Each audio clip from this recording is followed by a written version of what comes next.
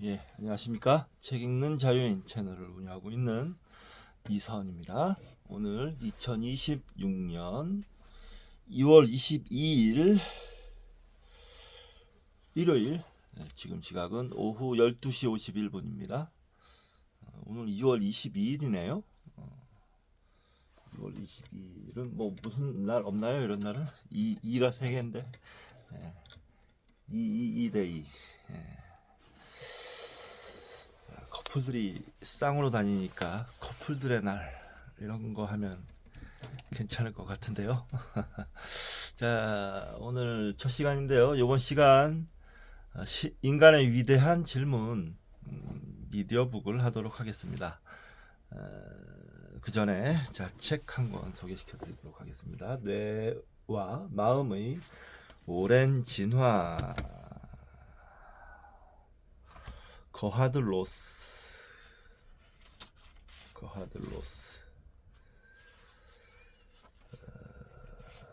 로스지음, 강미선 옹김, 시그마 프레스 출판사에서 나왔습니다. 여기서 눈에 띄는 거는 뇌와 마음.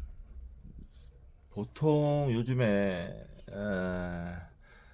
뇌 마음 연구하시는 분들 중에 뇌와 마음을 동일하게 보시는 분들이 많은데, 저는 구별돼야 된다는 입장이에요. 아직 정립은 안 돼 있지만 그거에 대한 자세한 설명을 제가 하기에는 정립이 안 돼 있지만 구별돼야 된다라는 입장을 가지고 있습니다. 저는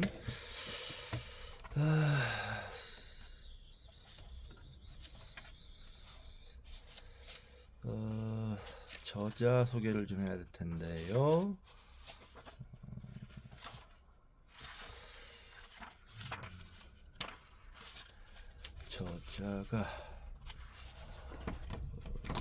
저자에 대한 소개가 안 보이네요.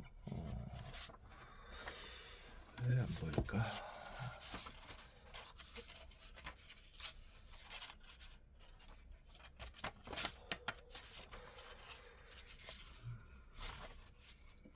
희한하게 안 보입니다. 저자에 대한 소개가.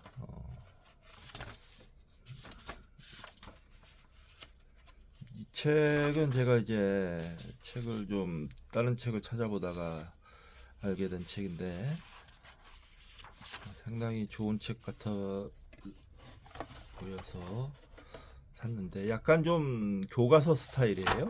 이쪽 전공을 하시는 교과서 스타일의 책이라 저자 소개는 안 보이고 역자 소개만 좀 보이는데요. 역자 김미선, 연세대학교 화학과를 졸업하고 대덕 연구단지 내 LG 연구소에서 근무했으며 숙명대 테솔 과정을 수료한 후 영어 강사로 일하기도 했다. 뇌과학에 특히 관심이 많아 과학 분야 전문 번역가로 활동하고 있다. 의식의 탐구, 꿈꾸는 기계의 진화, 창의성, 문제 해결, 과학, 발명, 예술에서의 혁신, 감정의 분자, 뇌과학의 함정, 뇌와 삶의 의미, 진화의 키, 산소 농도, 뇌, 인간을 읽다, 신경과학으로 보는 마음의 지도, 지구 이야기 등 다수의 책을 우리말로 옮겼다. 커리어를 차근차근 쌓으신 아주 실력 있는 역자신 것 같습니다. 일단 저자 소개가 없기 때문에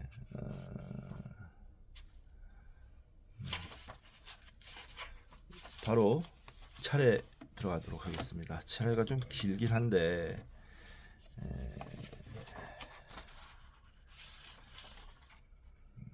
다 읽도록 하겠습니다. 차례 제1장 들어가며 마음과 뇌는 하나일까?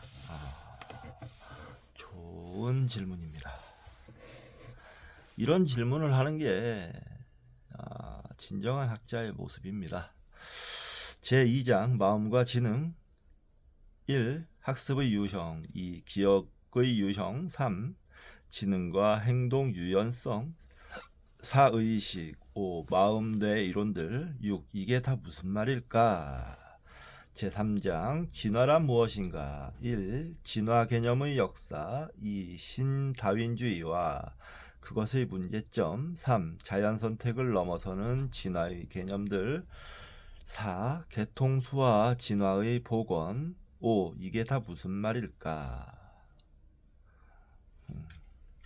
제4장 마음은 생명과 함께 시작된다. 1. 생명이란 무엇인가? 2. 질서 자기생산 자기유지. 3. 생명 에너지 획득 대사. 4. 최초 생명의 기원. 5. 단순한 생명체로의 발전. 6. 이게 다 무슨 말일까? 5. 유런의 언어. 1. 신경세포의 구조. 2. 막 흥분성의 원리. 3.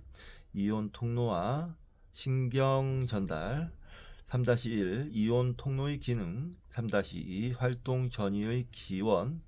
3-3. 신경 전달 물질과 기타 신경 활성 물질.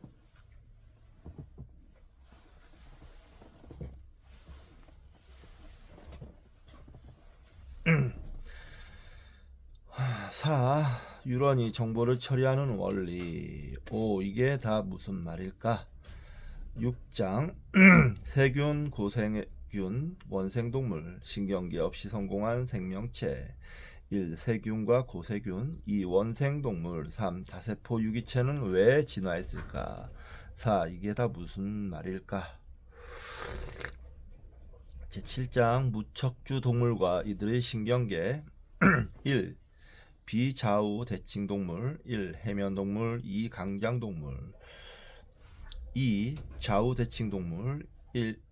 2-1 무장동물. 2-2 성구동물. 3. 이게 다 무슨 말일까? 제8장 무척주 동물의 인지와 지능. 1. 곤충의 학습, 인지능력, 지능. 2. 두 종류의 학습, 인지능력, 지능. 3. 이게 다 무슨 말일까? 제9장 후구동물. 1. 후구동물의 기원과 신경계. 2. 극피동물. 3. 반삭동물. 4. 척삭동물, 유두동물, 척추동물. 4-1 먹장어. 4-2 척추동물. 5. 이게 다 무슨 말일까? 제10장 척추동물의 뇌. 1. 척추동물 뇌의 기본 조직. 2. 척수와 연수. 3. 소뇌. 4. 중뇌. 5. 간뇌. 6. 종뇌. 6-1 동종 피질의 기능해부학. 6-2 포유류의 피질과 조류의 중간 둥지 외투는 상동일까? 7. 이게 다 무슨 말일까? 11. 감각계, 뇌와 환경의 결합. 1. 감각기관의 일반 기능. 2. 후각. 3. 기계감각과 전기수용. 3-1 접촉, 진동, 매질, 흐름의 감각. 3-2 어류와 양서류의 기계수용 및 전기수용 특선계. 3-3 청각계. 4. 시각계. 4-1 곤충의 보관. 4-2 척추동물의 눈과 망막. 4-3 척추동물의 시각계에서 일어나는 병렬 처리. 5. 이게 다 무슨 말일까? 제12장 척추동물은 얼마나 영리할까? 1. 경골 어류의 인지. 2. 양서류의 학습 및 인지능력. 3. 포유류와 조류의 인지능력과 지능. 3-1 도구 사용 및 제작. 3-2 양의 표상. 3-3 대상 영속성. 3-4 추리와 작업 기억. 3-5 사회적 지능. 13장 동물에게도 의식이 있을까? 1. 거울 자기재인. 2. 상위인지. 3. 마음의 이론 타자 이해하기. 4. 의식적 주의. 5. 돌고래와 코끼리는 얼마나 영리할까? 6. 이게 다 무슨 말일까? 제14장 척추동물 뇌의 비교. 1. 뇌 크기와 몸 크기. 2. 상대 뇌 크기와 대뇌화의 중요성. 3. 지능과 마음의 자리로서 피질의 운명. 3-1 피질의 정보 처리 속성, 3-2 피질의 모듈성, 3-3 포유류 피질 세포 구조의 특수성, 4 조류의 뇌와 중간 둥지 외투. 5 이게 다 무슨 말일까?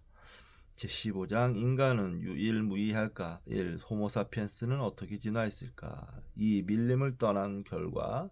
3 뇌의 팽창과 그 결과. 4 언어와 뇌.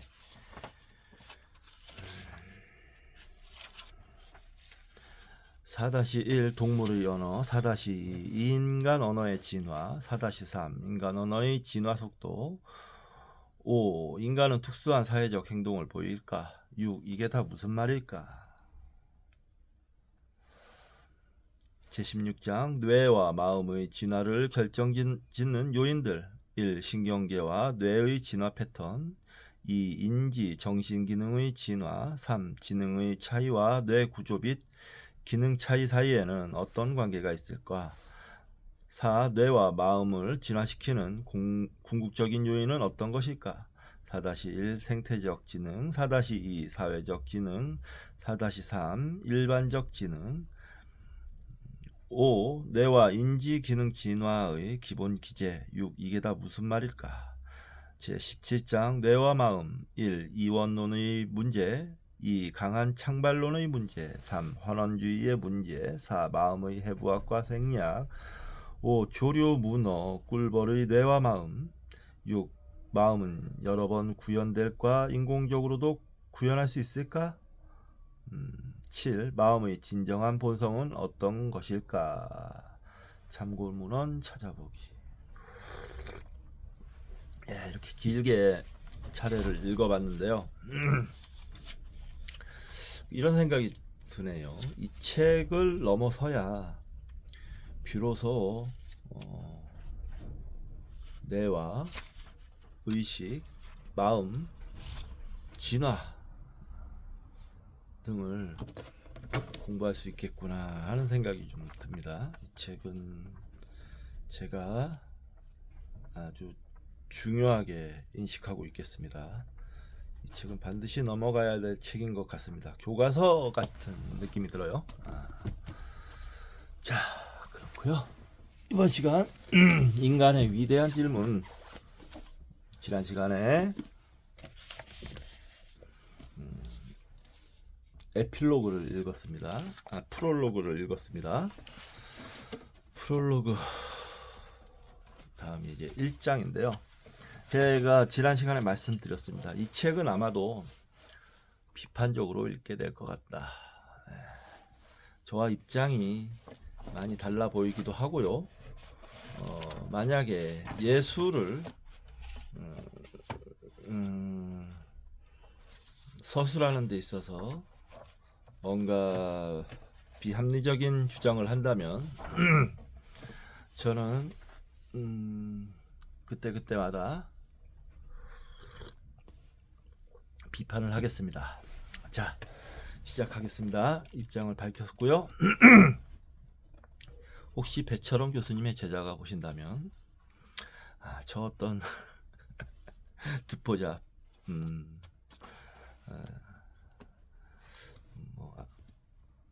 학자도 아니고 근로자도 아니고 이상한 사람이 헛소리 하는구나 라고 생각해 주시기 바랍니다.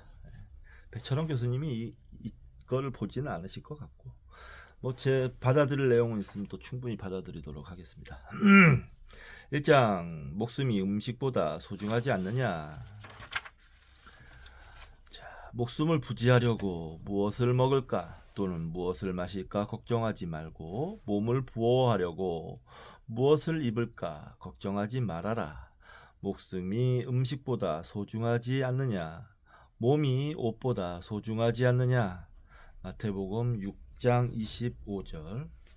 예수의 첫 번째 질문. 질문의 종류에는 여러 가지가 있다. 답을 기대하는 질문과 질문을 받은 사람의 실력을 측정하기 위한 질문 또는 상대방의 무식을 꾸짖는 질문도 있다.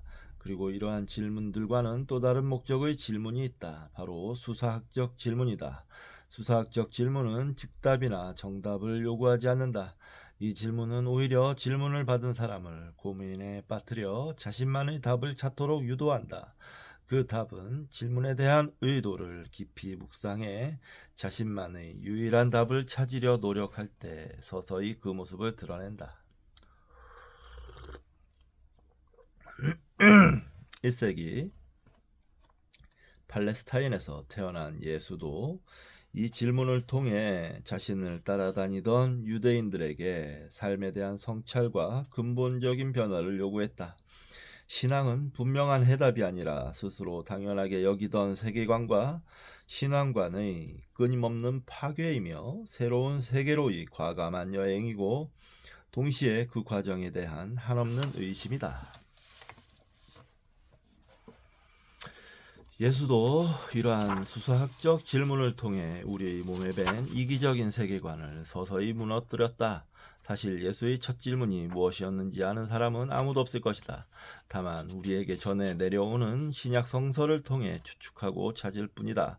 예수의 말과 행적에 관해서는 그리스도교가 전통적으로 사용해온 경전인 신약 성서와 기원 후 2에서 4세기 초대 그리스도교 교부들에 의해 이단으로 낙인 찍힌 문서들, 특히 영지주의 문서들이 최근 고고학자들에 의해 발견되면서 새롭게 조명되기 시작했다.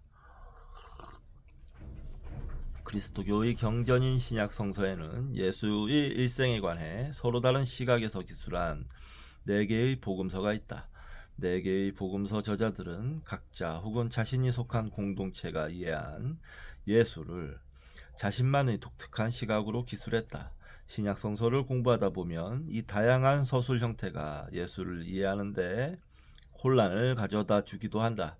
그러나 시간이 지나면서 이 4개의 복음서들 사이에 존재하는 유사점이나 그들 각자만의 독특한 서술을 발견할 수 있다. 전통적으로 마태복음과 마가복음 그리고 누가복음은 공간복음이라 한다. 예수라는 인물을 자신과 자신이 속한 신앙 공동체의 각기 다른 시선으로 해석했기 때문이다. 이 3개의 복음서에는 동일한 내용도 발견된다. 학자들은 마가복음의 내용이 마태와 복음과 누가복음에도 다소 변형된 형태로 등장하기 때문에 마가복음이 가장 먼저 기록된 복음서일 것으로 추정한다. 그리고 학자들은 마태복음과 누가복음에서는 공통적으로 발견되지만 마가복음에서는 발견되지 않는 내용이 존재하는 것을 미루어 마태복음과 누가복음을 기록한 저자들은 마가복음과 다른 별도의 자료를 참고했을 것으로 추정한다.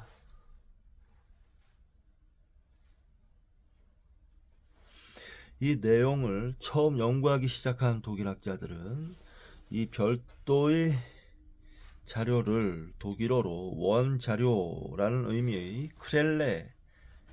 크벨레의 첫 글자를 따서 큐라 명했다. 공간복음에 동시에 기록된 예수 일생의 최초의 사건은 예수가 요단강에서 요한이라는 인물로부터 세례를 받는 일이다. 예수에 관한 족보는 마태복음과 누가복음에 각기 다른 방식으로 기술되어 있고 페르시아의 조로아스터교 사제인 동방 박사가 예수를 찾아온 사건은 마태복음에만 수록되어 있다. 신약 성서에 등장한 예수의 첫 질문은 마태복음 6장 25절에 등장한다. 그 질문은 너무도 평범한 내용이다. 인용입니다. 목숨을 부지하려고 무엇을 먹을까? 또는 무엇을 마실까 걱정하지 말고 몸을 보호하려고 무엇을 입을까 걱정하지 말아라. 목숨이 음식보다 소중하지 않느냐? 몸이 옷보다 소중하지 않느냐?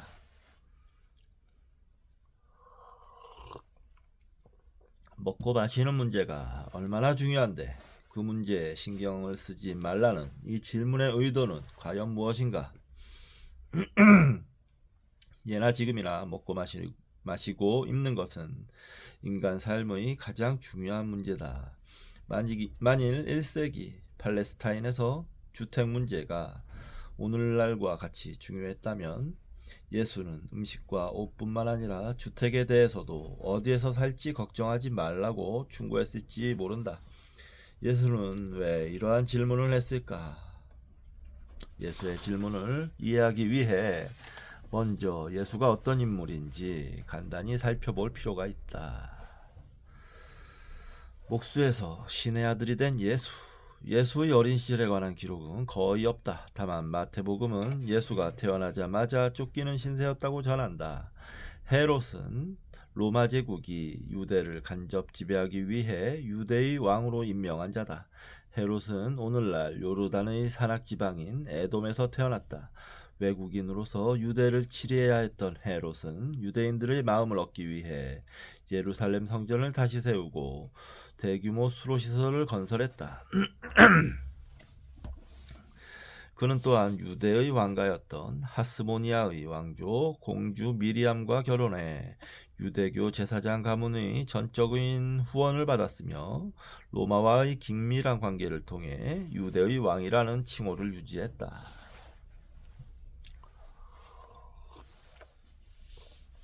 그는 마태복음 2장에 등장하는 동방박사와 예수의 탄생에 관한 부분에서 어린아이들을 죽이라고 명령한 왕으로도 알려져 있다. 이러한 학살은 마태복음 이외에는 등장하지 않을 뿐더러 당시의 어떤 역사적인 기록에도 발견되지 않는다.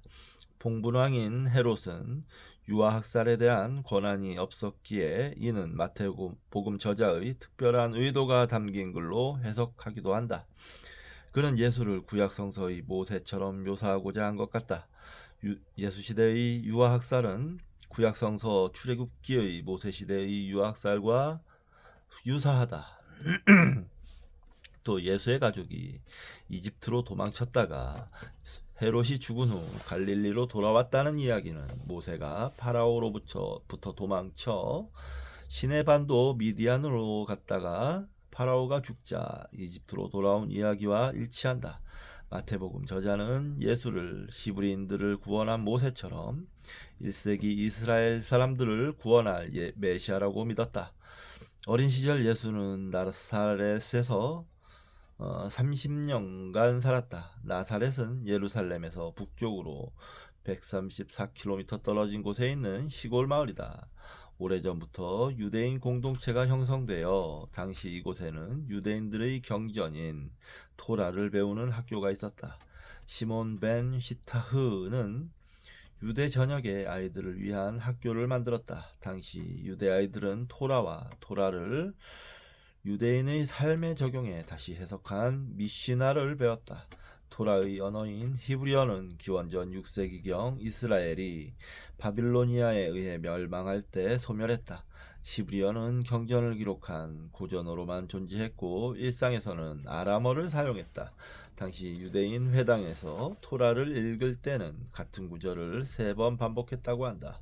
랍비는 이미 사어가 된 히브리어로 토라를 한번 낭송하고 그 후에 유대인들의 구어인 아람어로 번역해서 2번 낭송했다. 예수의 언어는 아람어이며 자신의 생각을 아람어로 표현했음이 분명하다. 우리에게 전해 내려온 신약 성서에 담긴 예수의 어록들은 아람어를 당시 학자들의 언어인 그리스어로 번역한 것이다. 이 과정에서 예수가 원래 했던 말들이 잘못 번역된 경우도 많다. 지금까지는 아주 무난합니다. 설명이 일목요연하고 좋아요. 자연인 예수와 메시아 예수 사이에는 결정적인 2가지 사건이 존재한다. 바로 세례와 40일간의 금식이다. 이 2 사건은 앞으로 있을 3년간의 공생애를 위한 영적 무장의 기간이자 인생에 대한 새로운 확신을 갖게 되는 인생의 변곡점이다. 건물에 들어가기 위해서는 반드시 통과해야 하는 장소가 있다. 내부와 외부를 구별하는 특별한 공간인 이곳에서 사람들은 건물 내부로 들어가기 위해 준비를 한다. 이곳은 내부도 아니고 외부도 아닌 바로 현관이다.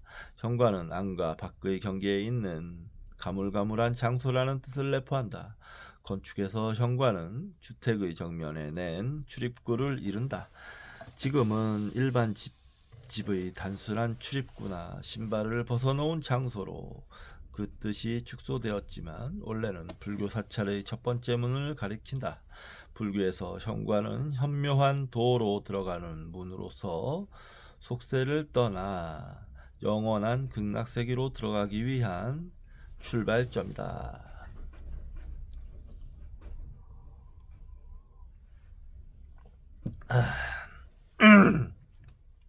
한자 현은 원래 누에가 고치를 치기 위해 자신의 입에서 씨를 뽑는 행위와 누에가 고치 안에서 변신해 나비가 되는 신비한 변화를 형상화한 단어다. 누에는 몸을 팔자로 움직여 눈에 보이지 않을 정도로 가느다란 씨를 뽑아낸다. 그 행위를 작고 여리다는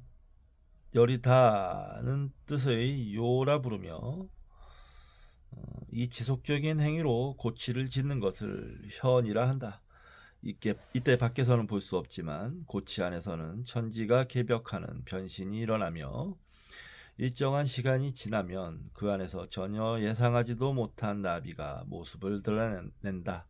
뇌가 나비가 되기까지의 그 가물가물한 과정을 현이라 한다.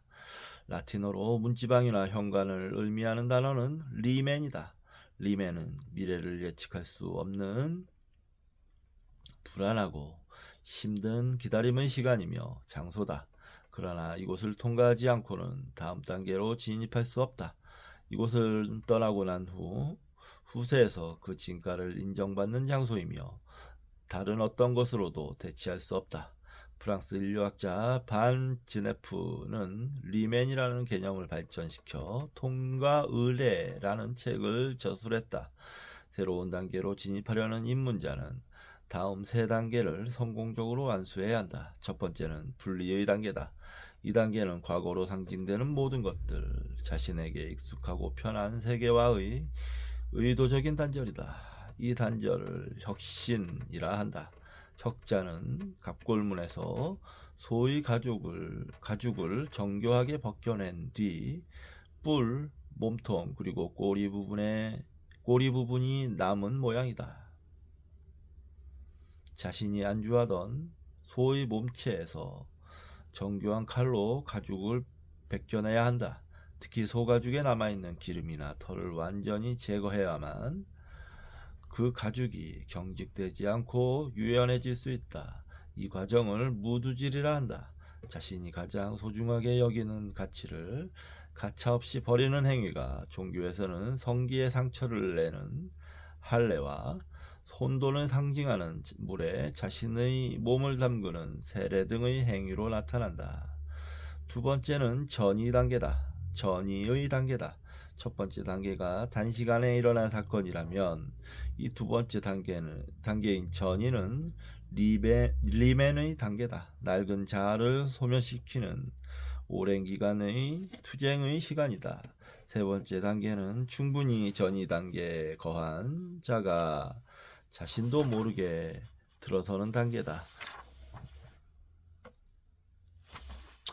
이것을 통합의 단계라 한다. 이때 입문자는 자신이 새로운 존재가 되었는지조차 몰라야 한다. 자신이 세 번째 통합의 단계에 들어섰다고 확신하는 순간 그는 타락하고 만다. 자만심이 그를 처음 단계로 보내버리는 것이다.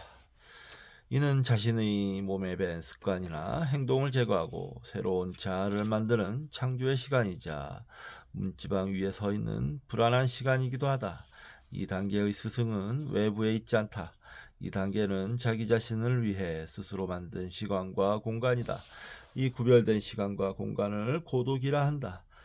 이때의 고독은 다른 사람들과 어울리지 못해 불안해지는 외로움의 시간이 아니라 자신을 위한 최고의 시간이다. 고독은 보통 사람을 위대한 성인이나 위인으로 탈바꿈시킨다.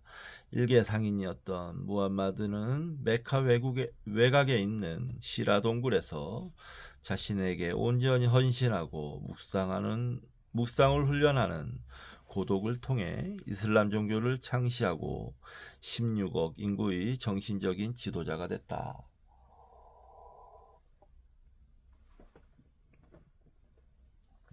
예수는 세례 요한을 통해 이 리멘의 단계로 들어선다. 신약 성서의 4개의 복음서 모두 세례 요한의 활동을 자세히 기록할 뿐만 아니라 누가복음에서는 예수와 친척 관계로 묘사된다. 세례 요한은 그의 이름에서도 드러나듯이 그리스도교의 세례 의식을 처음으로 만들어 실행한 인물로 알려져 있다. 세례는 말 그대로 물속에 자신의 몸을 담그는 상징적인 행위로 유대교에서도 오래전부터 정화와 통과 의례를 위한 중요한 의식이었다. 물은 혼돈을 질서로, 어둠을 빛으로, 오래된 자아를 새로운 자아로 인도하는 안내자다. 창세기에 등장하는 물은 혼돈의 상징이지만 물을 갈라 마른 땅이 드러나게 하는 사건은 창조행이다. 출애굽기에서도 오합지졸의 히브리인들이 갈대바다 그리고 홍해를 건너게 된 사건을 통해 이스라엘 민족이 탄생한다. 세례 요한은 요단강에서 세례를 베풀며 회개를 촉구하고 있었다. 그는 낙타털로 된 옷을 입고 가죽띠를 찼으며 들에서 메뚜기와 야생꿀로 연명하며 살았다. 그의 주식은 당시 가난한 똘똘이들이 주로 먹는 음식이었다. 그는 고대 이스라엘의 전형적인 예언자였다. 그의 모습은 당시 부자나 거만한 유대인들과는 정반대였다. 누구나 그의 모습을 보면 신의 분노가 이 땅에 도래했음을 간접적으로 느낄 수 있었다. 예수는 이전에 세례 요한을 한 번 본 적이 있었다. 그는 거의 먹거나 마시지 않아 몸이 지나치게 말라서 사람들은 그가 귀신처럼 유대 광야를 끊임없이 배회한다고 전했다. 당시 예루살렘 주민들과 유대인들은 이 괴상한 사막의 지도자에게 끌렸다. 사람들은 줄지어 이 괴팍한 예언자의 말을 경청하기 위해 요르단 계곡으로 모였다. 세례 요한은 카리스마가 넘쳤으며 수백 명의 유대인들이 그의 설교를 듣고 자신의 과거를 부정하고 새롭게 출발하는 상징으로 물세례를 받았다. 그가 당시 어느 예언자나 설교자 혹은 예수나 예수의 제자들처럼 기적을 행하지 않은 점은 매우 흥미롭다. 세례 요한은 금욕적이며 신에 헌신하는 삶의 모습과 그에 부합하는 설교로 많은 사람들을 움직였다. 이 세례 요한이 예수의 그 스승이었다는 설이 있어요.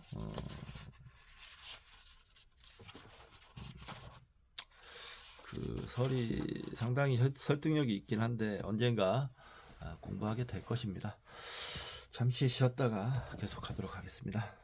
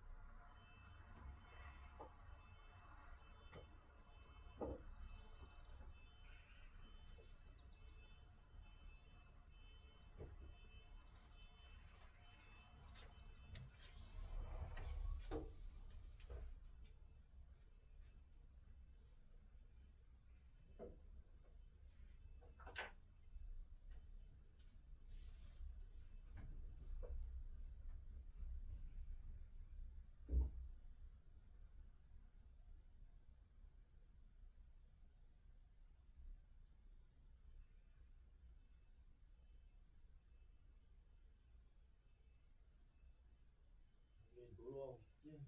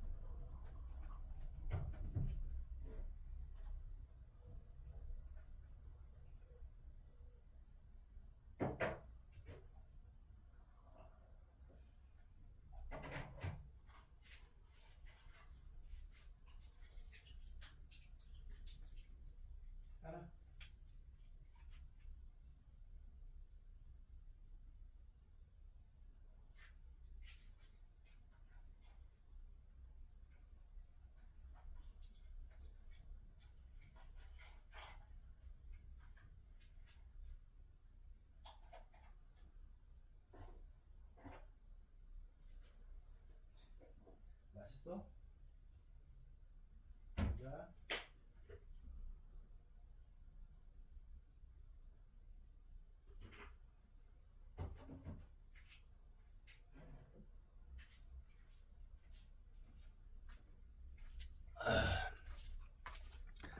아이고, 날씨가 많이 풀렸네요. 날씨가 많이 풀려서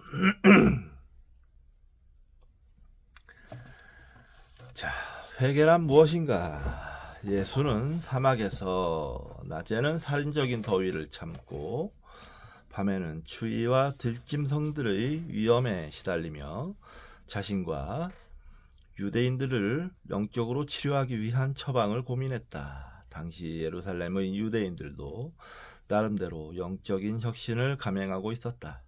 그들의 마음을 사로잡은 랍비는 당연히 힐렐이었다. 바빌론에서 디아스포라 유대인으로 태어난 그는 예루살렘으로 돌아와 이전 유대 랍비들의 가르침을 배우는 실렐 학교 가로 열고 베이트 실렐 가로 닫고를 만들어 가르쳤다. 그는 당신이 하기 싫은 일을 동료에게 시키지 마시오. 이것이 토라의 전부이고 나머지는 각주일 뿐입니다. 가서 실천하십시오 라고 말하며 황금률의 중요성을 강조했다.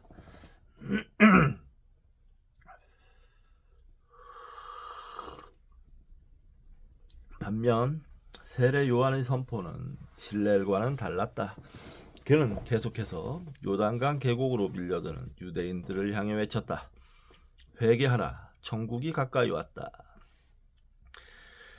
이 외침으로 그는 수많은 사람들을 움직였고 예수 역시 그중 한 명이었다. 이 외침이 무엇이기에 그토록 많은 사람들, 특히 예수의 마음을 움직여 세례 요한으로부터 세례를 받게 했을까?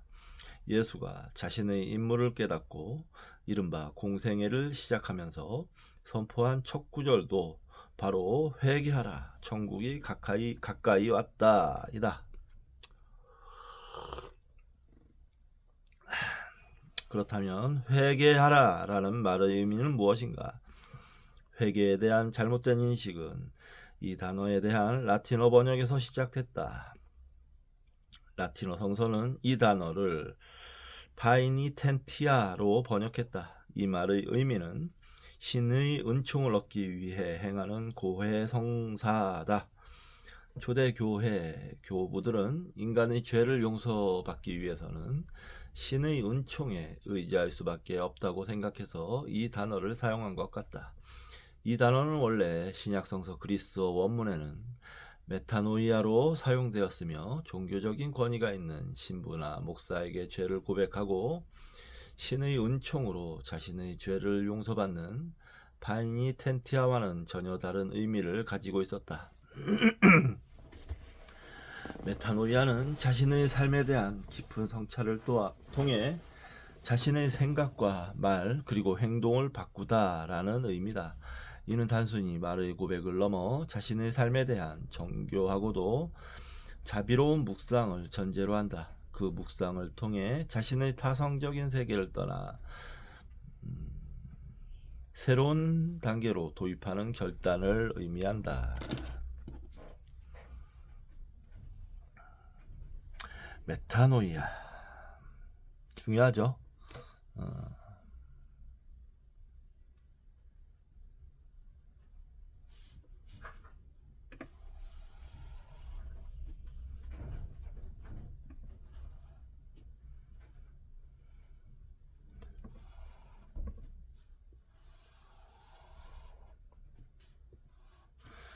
회개하라, 잘못을 반성하라 이런 뜻이 아니고요. 생각과 말과 행동을 바꿔라. 말과 행동을 바꿔라. 간단하게 생각을 바꿔라. 이런 의미입니다. 좀 더 신학적이라기보다는 철학적인 의미가 더 강한 것 같습니다. 그리스어 메타노이아를 예수가 사용하던 아람어로 번역하면 히브리어로는 슈브이고 아람어로는 타브이다. 타브. 이 단어는 구약 세계에도 예언자들이 회개를 촉구할 때 사용했다. 회개하다를 의미하는 타부는 돌아오다 혹은 회복하다라는 뜻이다. 아람어 타부는 그리스어 메타노이아에서는 발견할 수 없는 또 다른 차원의 의미가 있다. 회개는 신이 모든 인간에게 각각 맡긴 그 미션을 깨닫고 인간의 마음속 깊이 숨겨져 있는 신의 DNA를 회복하라는 명령이다.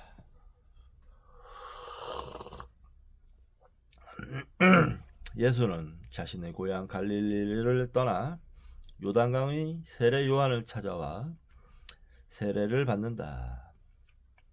요한은 예수를 보고 내가 선생님께 세례를 받아야 할 터인데 선생님께서 내게 오셨습니까? 라고 말한다. 주표 시간인데 아마 마가복음에 나오는 얘기라고 돼 있을 거예요.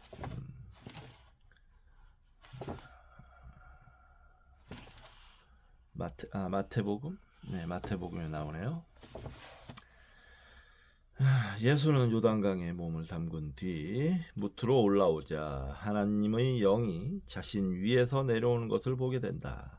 그는 이제 그 누구도 할 수 없었던 자신의 삶을 통해 꼭 이루어야 할 미션을 찾는 여행을 시작한 것이다.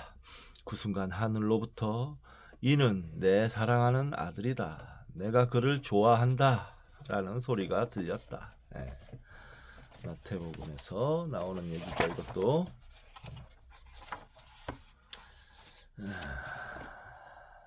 그 자리에 있던 다른 유대인들, 심지어 세례 요한도 들을 수 없던 신비한 소리를 들을 수 있는 영의 귀가 열린 것이다. 이 소리는 이전에 아브라함과 이삭이 신의 명령을 받고 이삭이 스스로 희생제사의 제물이 되고자 했을 때 갑자기 신이 등장해 아브라함과 이삭에게 들려준 것과 같은 소리다. 예수는 분명 요셉과 마리아의 육신의 아들이었지만 이 순간부터는 신의 아들로 다시 태어난 것이다. 그는 모든 인간은 부모를 통해 이 세상에 오지만 동시에 그 안에는 신적인 속성이 내재해 있다는 사실을 깨달았다. 구약 성서에서 이삭에게 말했던 이 구절이 예수가 세례를 받으면서 다시 한번 반복되는 이유는 이삭의 삶과 예수의 삶이 깊은 연관이 있음에 대한 암시다.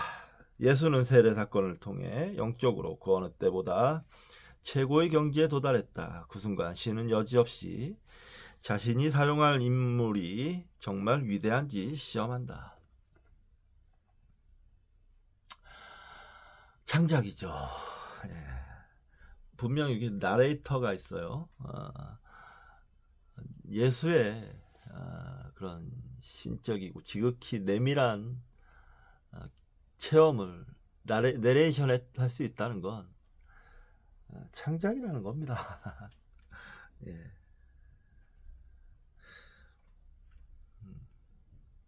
그렇게 보면 됩니다. 예수가 진짜 이런 어떤 신적인 뭐를 받았네 어쨌네 추측들은 할 수 있었겠죠. 추측을 이렇게 극적으로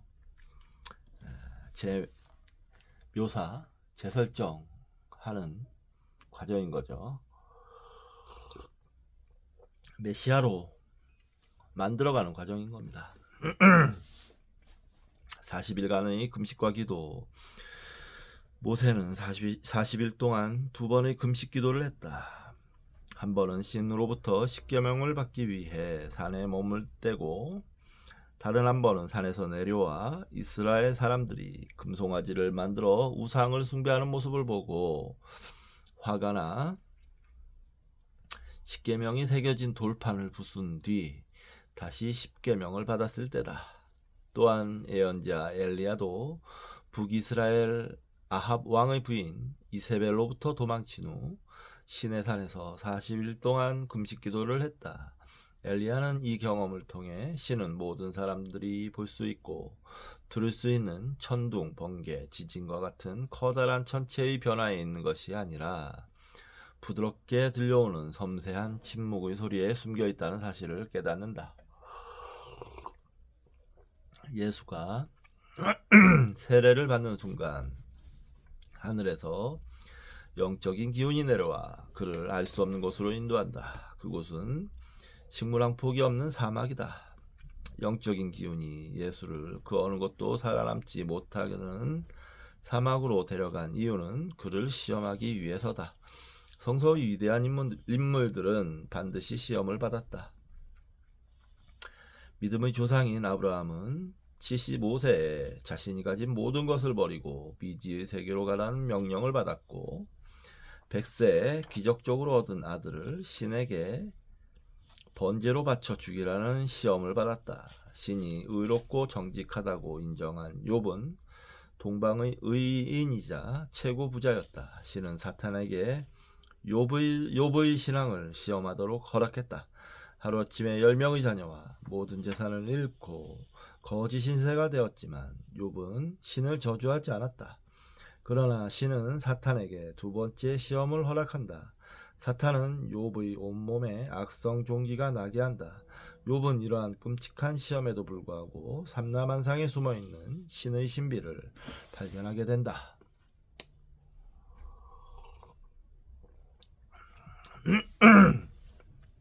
영적인 기운이 예수를 데리고 간 사막을 그리스어로 에레모스라 한다. 이 단어에는 사막이라는 의미도 있지만 본래 의미는 사람이 거주하지 않는 버려진 비어있는 공간이라는 의미다.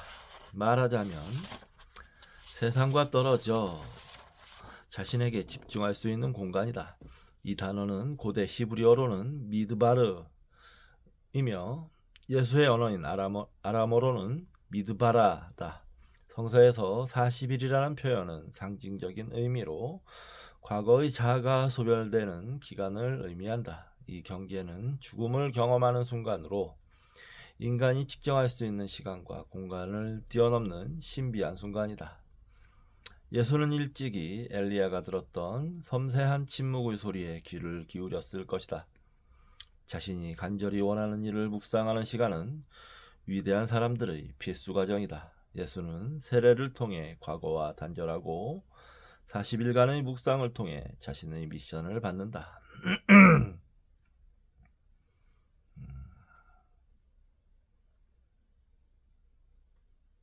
묵상은 기도와 다르다. 기도라는 한자를 보면 모두 왼편에 뜻을 나타내는 보일시가 들어있다. 중국 후한 시대에 부수의 기원을 설명한 설문해자에 보면 원래 기자에는 시와 근 사이에 양자가 있었다고 한다. 시자는 본디 신에게 제물을 바치기 위한 제사상을 형상화한 모양이다. 그러므로 기자는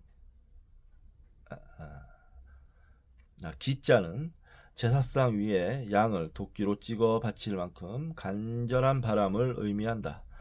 도자도 역시 시와 목숨수가 합쳐져 목숨을 내놓을 정도로 원함이라는 의미로 해석할 수 있다. 이 한자는 간절히 바라면 이루어진다라는 생각을 함축적으로 표현한 단어다. 터키를 중심으로 기원후 4세기 이후에 등장한 동방 그리스도교 전통에서 묵상은 그리스어로 테오리아라 한다. 동방 그리스도교는 신과 합일되는 깨달음을 위한 단계인 테오리아를 그리스도인의 최우선으로 삼았다. 테오리아는 자아 발견을 위한 고독이라는 의미로 이해할 수 있다. 동방 그리스도교 전통에서 말하는 수행의 3단계는 더러운 생각, 말, 행동을 정화하는 카타르시스를 경험한 뒤 명상과 깨달음을 통한 테오리아를 거쳐 신과 합이라는 테오시스로 이어진다. 다시 말해 테오리아는 정결한 삶, 절제와 경전의 명령 준수, 그리고 신과 이웃사랑 실천을 통해 얻을 수 있다.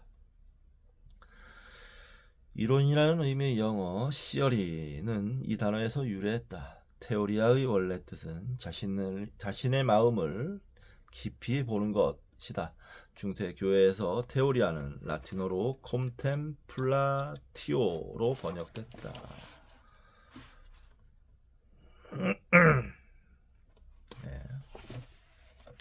이 단어에서 기도의 본질을 찾아볼 수 있다. 이 단어는 영어 contemplation으로 사용되며 보통 묵상으로 번역된다. 콘템플라티오는 하늘 높이 날고 있는 독수리의 눈으로 자신의 모습을 찍어보는 연습이다. 그러므로 묵상이란 내가 가고 있는 길이 올바른 길인지 스스로 관찰자가 되는 연습이라고 할 수 있다. 나 스스로 그렇게 집착했던 에고라는 자아에서 벗어나 무아의 상태로 진입하는 수련이 바로 기도다. 이 수련을 통해 내가 너가 되고 내가 그것이 되기도 한다. 예수는 40일간의 묵상을 통해 자신의 삶에서 완수해야 할 미션을 깨닫는다. 그는 과거 욥의 고백처럼 신이 어떤 분이라는 것을 눈으로 확인하고 세상을 자신의 시각이 아니라 삼라만상의 시각으로 볼 수 있는 능력을 획득한다. 그는 신비라는 절대타자를 읽을 수 있는 능력을 소유하게 된 것이다.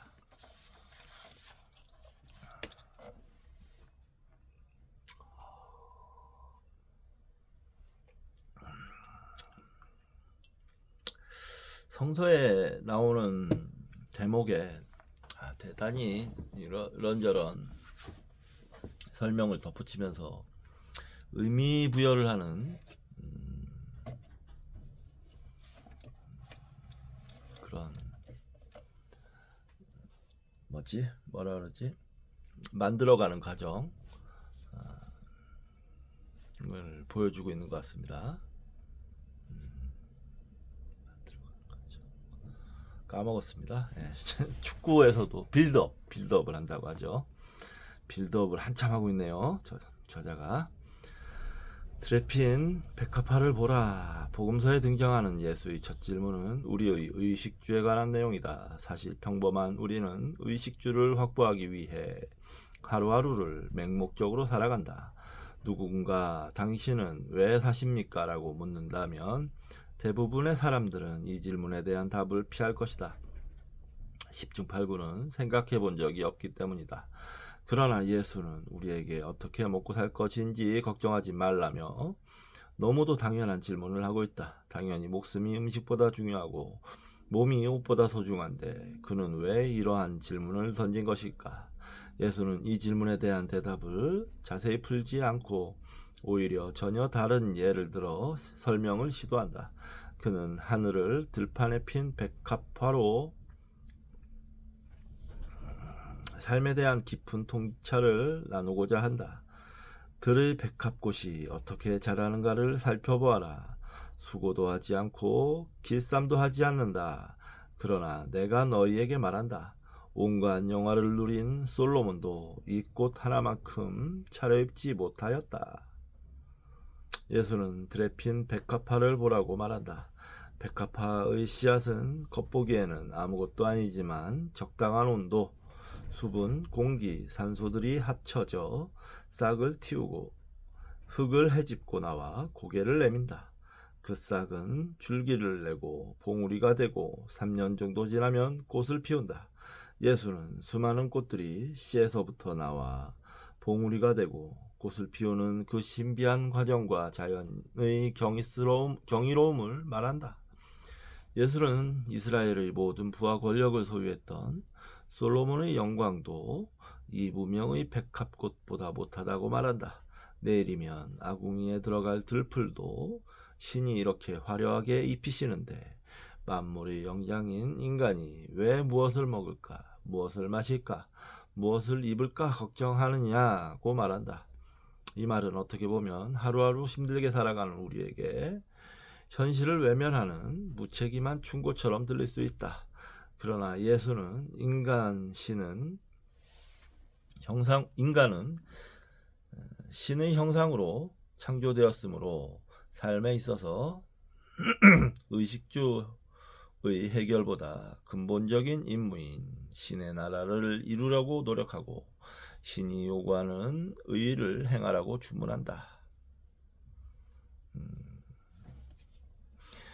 피곤한 사람이네요. 신의 나라는 신의 뜻이 널리 그득 찬 상태를 의미한다. 여기서 나라는 장소가 아니라 어떤 원칙이 지켜지는 경지를 의미한다. 신의 원칙은 바로 그 뒤에 등장하는 신이 요구하는 의와 밀접하게 연관되어 있다. 의란 옳고 그름의 기준에서 옳은 것이 아니라 자기중심적 삶에서 벗어나 이웃과 자연에 대한 자비의 마음을 갖는 것이다. 우리는 신이 우리 각자에게 맡긴 의를 찾기 위해 이 세상에 오지 않았는가? 조그만 일에서 매년 8만 킬로미터 이상 이주하는 북극 제비 갈매기처럼 조그만 씨앗에서 새로운 백합화를 만드는 자연의 법칙처럼 신이 인간의 DNA 속에 숨겨놓은 우리가 꼭 이루어야 할 의가 무엇인지 묵상해 볼 일이다.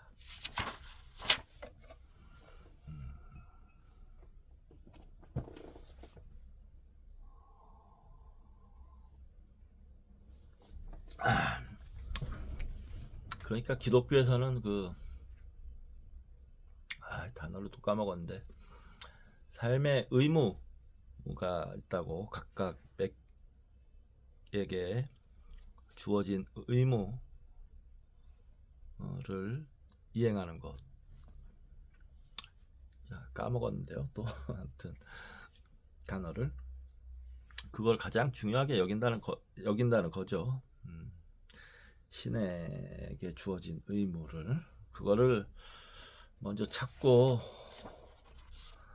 그대로 살아갈 마음을, 단도리를 잘해라, 뭐 이런 의미로 보여집니다.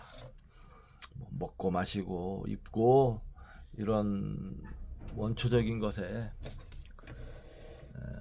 뛰어넘어서, 단어가 자꾸 생각 안 나서, 신에게 주어진 임무를 체득하고 묵상으로